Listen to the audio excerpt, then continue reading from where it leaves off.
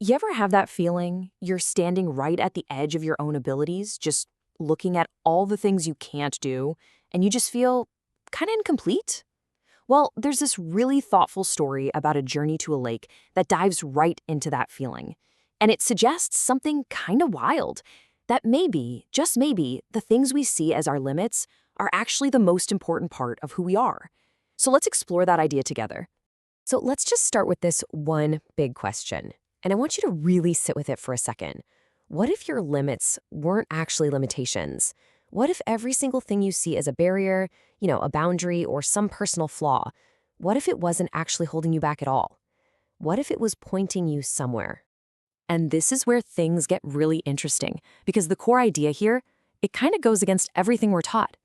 It says that our limitations, they aren't bugs in the system that need to be patched. Nope, they're a feature, a necessary gift, something that's absolutely essential for our growth, for our depth, and maybe even for gaining any real wisdom. Okay, so to really get our heads around this gift, we first have to look at how we usually see our boundaries. The story has a name for it, the problem of the line. And you know exactly what this is.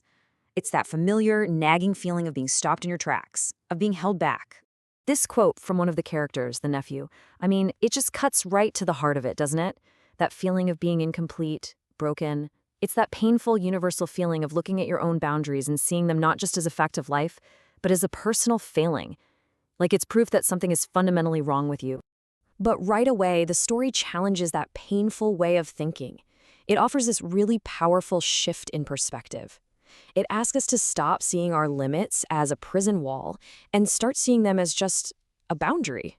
And this insight from another character, Roger, this is the real turning point. He says the issue is perception, not existence. Think about that. The line itself isn't the problem. The fact that it exists, that's just a fact. The struggle, the pain, all of that comes from how we perceive it. And just like that, the battle shifts from something out there to something inside of us. And you can see that perceptual shift laid out right here. On one side, you've got the misunderstanding, seeing the line as a prison wall, a flaw, a sign that you're incomplete. But with recognition, that exact same line becomes something totally different. It becomes a directional sign, a source of value, even an opportunity for something more.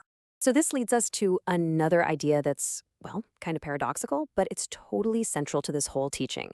The idea that your fragility is actually your strength. And this bit of wisdom from the uncle character, wow, it's a big one. He says a human being matures through limitation and deepens through fragility. It suggests we don't grow by just smashing through our limits, we grow by acknowledging them. It's right there, in that recognition of our own fragility, our own vulnerability, that we find our depth. That's what makes us human, right? It's what allows us to truly mature. And that is what the story calls wisdom. See, it's not about knowing everything or being all-powerful. True wisdom, in this sense, is the kind of knowledge that brings humility. It's the knowledge that comes from accepting your line, and that acceptance naturally leads to being humble. Okay, so if accepting our limits is the key, that brings up a pretty big question, doesn't it? How do we actually do that? How do you cross the line? Right. How do you actually make that shift? How do you go from feeling broken by your limits to seeing them as a source of strength and wisdom? Well, here's a hint. It's not about physically breaking through some barrier. This transformation, it's all internal. And this is the nephew's big aha moment. This one thought is the key that unlocks the whole thing for him. I am a line, but I am not the one who draws it. Whoa, that is a profound release of the ego's illusion that it's in control, right? He recognizes he's defined by a boundary, sure, but he realizes he's not the ultimate author of it. And in that realization, he finds freedom. So what's the path look like? Well, you can think of it in 4 steps. First, you just recognize the boundary. You acknowledge it's there without beating yourself up over it.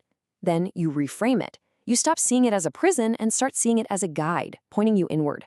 Step 3 is the big one, release. You let go of that illusion that you're in complete control. And when you do that, it leads to the final step, realization. The understanding that your finite, limited self is actually part of something totally infinite. And see, that's the real goal here. This isn't about self-help, becoming a better version of yourself. It's about transcending the self entirely. It's about moving past the ego with all its constant demands and worries and connecting with something much, much larger. I love this line because it puts the final goal so perfectly.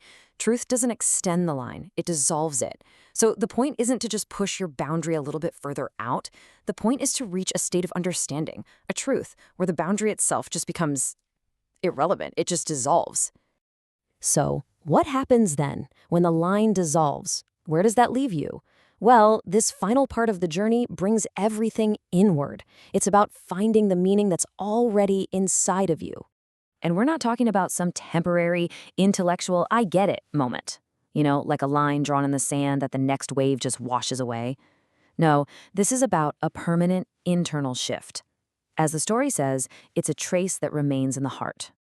The whole journey starts right here with the limited self, the I, the part of us that feels trapped by its own line. But by accepting that line, something amazing happens. Your awareness expands outward. It fosters connection, it fosters compassion, as that I starts to become a we.